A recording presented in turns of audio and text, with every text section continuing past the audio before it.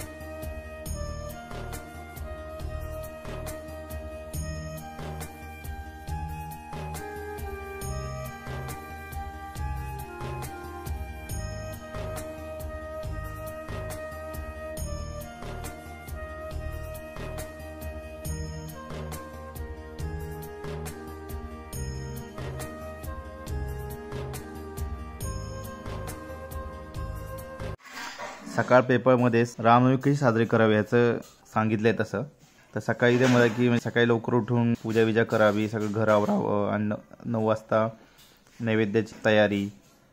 तर आपण आईला विचारू की आई कशी साजरी करायची रामनवमी त्यांच्या वेळेस. आई,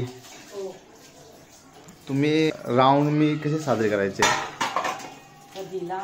हां, आम्ही लहानपणी म्हणजे नारायणपेठेत राहिला होतो, केसरीवाड्याजवळ.